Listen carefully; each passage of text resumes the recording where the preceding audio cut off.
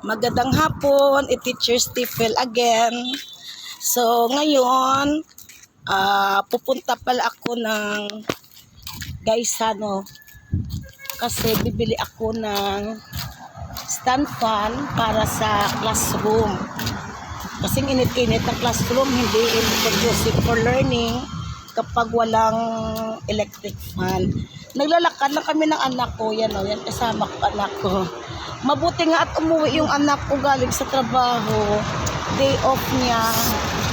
Kaya may kasama akong pupunta sa Gaisano, bibili ng electric fan. Tapos, mag-go-grocery kami sa Novo. Kasi ang maraming tricycle paglabas mo ng Novo ang parang hindi ka na mahihirapan sa pagsakay mo. Nandito na kami ngayon sa Gaisano. Nasa loob na kami na Gaisano. Ayan o, tingnan nyo. Nandito na kami. Pupunta na kami sa mga electric fan. O, yan o, daming mga electronic gadgets. O, yan o, mga bikes. Ito na yung mga electric fan. Bibili na kami, pipili na kami ngayon ng electric fan. Pipili kami ng murang-murang electric fan. Okay.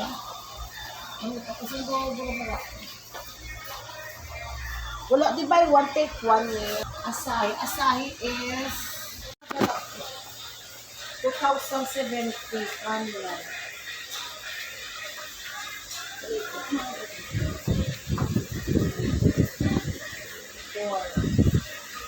Ate, kami na nagulay na. Ano sa inyo dahil? Ang bato? Ari, 1.8 na gano'n. Yun na lang yung 1.8. Ay, kami mo na. No? Ang dako pa na. Dami ka mo ni Dua ko 1.8. At least duwa pa ka, no? Sana ko. Tingnan mo, daming mga glassware. Maganda ito.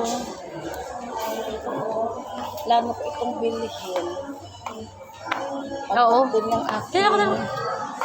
Christmas bonus. Tsaka ito pa. Ito pa yung pinaplan ko.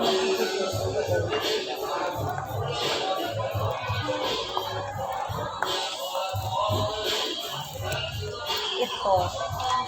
Rice cooker ito at pressure cooker daw dito. Ito po yung bibilin ko pagdating ng aking Christmas bonus. Para meron naman ako remembrance. Tama na. Okay, so ang daming mga gamit ito. Ang gaganda. O, tingnan ito. O, bababa na kami later kasi mag-grocery kami. Meron din grocery dito kayo sa Novo. Hindi lang yung mga housewares at mga stuffed toys yung meron dito. Madami po sa baba, meron din silang groceries. So dito na lang ako nag-grocery kasi mas convenient para sa akin. Kasi paglabas mo ng Novo, meron kagad mga tricycle, mga jeep. So hindi ka na mahirapan sa pagsakay mo pag-uwi. Yun naman, kung gusto nyo bumili ng mga decors, marami din. Tingnan ito. Daming mga decors dito. Ayan. Daming mga decors. Papunta na kami ng anak ko sa supermarket nila, sa groceries. Grocery, dito kumuha ng basket.